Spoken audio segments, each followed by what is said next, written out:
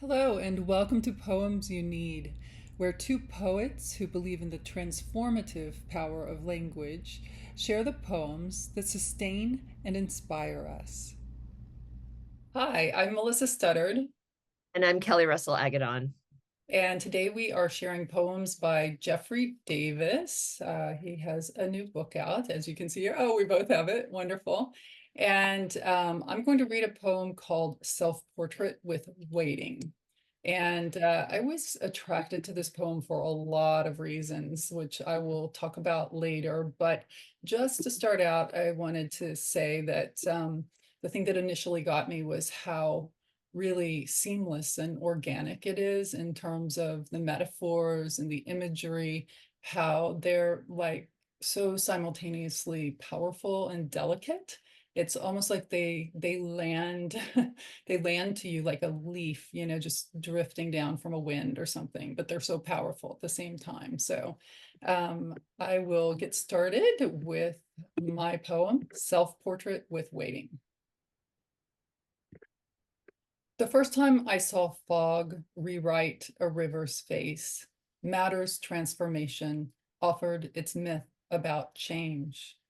So I converted to the Church of Family Salvation. I stashed away my dearest hallelujahs for my addict father's return from the sick clouds. His stormy hands anchored in safety and loyal now to a staunching Old Testament absence.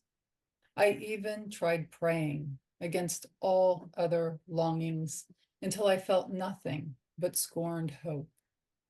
As it turns out, no grace can give you permission to redeem the better light of someone else's name.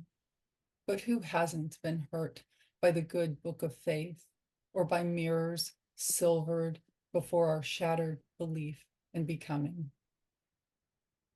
Wow, beautiful reading of that poem. And it really is a beautiful poem with its tenderness. Um, and also, it made me see things in a new way, like the opening lines, which are the first time I saw fog rewrite a river's face. That idea that the fog is rewriting a river, and I understood what that meant. And there was another one, also return from the sick clouds, his stormy hands. The way that weather is playing into this poem offered me a lot of surprise and a lot of beauty. And one thing I want to point out is the poem is in tercets, and the line break from the second stanza is to the church of the family, and the next line is salvation. And so by doing that, I felt so much more energy around the family from that. And then we move into the father. So it's just so well done. Yeah, one of the things I noticed that I wanted to, well, both of the things that you mentioned are like things that I was really honed in on as well. And the thing about the way this poem lives on the page is so amazing because it's in these tercets, right? And but they're not patterned in a traditional way. So like they're tabs, like one tab, two tab, three tabs over. And sometimes that goes in that order. Sometimes it's like two tabs, then one tab, then no tab. And I know it sounds a little complicated and technical, but it's so organic in a way that actually, yeah, show what it looks like. Thank you. Yeah, it's so organic in a way that really, as you said, Kelly, puts the emphasis on the exact right word, whether that's by jumping down a stanza, by ending on a word, by having a big space in the next line that's unexpected before the word. It's just so beautifully, seamlessly done. And in a way it does, like you showed it does look and feel like a river, right? It's got sort of these Yeah. undulations and meanderings down the page. It does. And the name is Self Portrait with Waiting. And by choosing, for Geffrey to choose this form, it does slow it down because it's not standard. And so as a reader, you go from different places. So you're getting moved through the poem, kind of slowing it down. So in that respect, the title, and is this idea of waiting, self-portrait with waiting, mirrors the content, which is amazing. Absolutely. I mean, this poem is just really, the more you dig into it, the more and more you can find in it. And I love these images that you pointed out about the fog rewriting the river's face and then the sick clouds, because both of those images, they're transformation. I mean, they're about transformation, but they also transform, you realize, into the fact that he's not talking about the fog or the clouds being sick. It's his father who he's hoping will transform. It's his father who is sick. But he says it in these ways that allow you to sort of almost embody the transformation right along with him, and to feel it. Like you feel it almost happening in your body and in your breath before you actually realize what's happening. And that is so beautiful. Yeah. And it's interesting that you chose this one that deals with structure and the way that the poem looks on the page, because the poem I chose, to me, is a concrete poem, because I see a heart here. Yeah. And so that was one of the reasons I was taken by it. When I was a younger poet, I was always writing concrete poems, and I don't know why I stopped doing that. But I loved when I came to this poem in his book, it just struck me. And I'm not going to say any more about it. I'm just going to let everyone listen to the beauty of it. It's called For the Cold That Gets In, For the Cold We Keep Out, 4M. May we track a revival through the next dark. May we add its beating aperture inside our voices.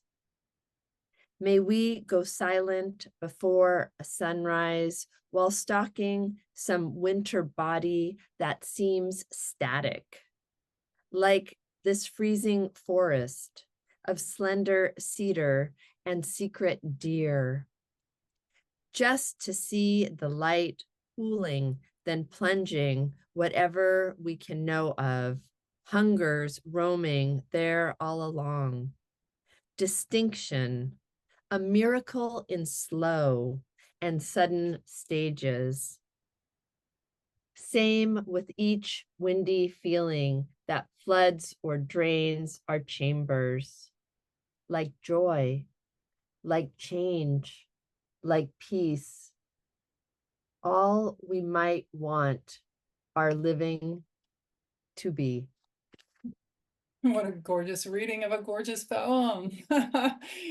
Thank you. Yeah, in this poem as well, I'm so struck by the way the human condition is interwoven so seamlessly with nature and religious language, and really, really um, you know, religious language that's not like natural religious language. It's stuff that has to do with like books and rules and laws and stuff like that, but then it is just woven in. It feels like part of nature and part of being human. It's really amazing. And yes, the structure, it's like a beating heart, and it's like an invitation, an invitation and a blessing too, isn't it? It is, and the beating aperture inside our voices. So we do have, when you said beating, I thought of that line and image. And that first part where when I was reading it, I really noticed all the S's, like silent before sunrise while stalking some winter body that seems static. And it made me think about how the S's were like the hissing of like a cold breeze. And it's called For the Cold That Gets In, For the Cold We Keep Out. And so I really felt like that opening, that the breeze was trying to get in and get in, get in. And then that ending, like change, like peace, all we might want, line break, our living, line break, to be. Mhm. I just thought that was just, it slows us down. The shorter line slows us down, but he made every line its own little gem. That's and to do it in the shape of a heart. I mean, come on. That's Yeah. some work. And I really like what you said about the wind finding its way into this poem. You even see it at the very top line with the little break that indicates the top of a heart there. But it's also a place for the wind to come in, you Yeah, know? it is. And the slender cedar and secret deer, there's a lot of using those words together, it slows you down, just like the title of his book, One Wild Word Away, not one wild world away, one wild word. And so by putting all of that alliteration together, you slow the reader down. So, that's such a technique for poets when you're out there and you want to slow your reader down. If you put words that are tougher to say in the mouth, it slows you down and it offers a more meditative feel, which I really got through this book. I get it through all of Geffrey's poems. I feel like he has that like tender, beautiful meditation feeling to so much of his work. Absolutely. And I think another thing that accomplishes, I mean, particularly in this case, what you were talking about with the sounds of the S's, it also has a gliding feeling. But it's not like a quick gliding. It's not a fast-paced like race. It's this meandering, uh, gliding, slowing, like you said, meditative Yeah. um, Just quality. like the river in your poem, like the river going down the page. So these are two really complementary poems that we chose separately, yet they work so well together. Totally. Thanks. Thank you. Thank you for celebrating poetry with us today. Information about the poet and works featured can be found on the episode page. And if you enjoyed today's readings, please press the like button and subscribe so not to miss another poem. You can also share the episode with a friend, and we hope you do. Until next time, we wish you beauty, inspiration, and very meaningful days. May you always have the poems you need.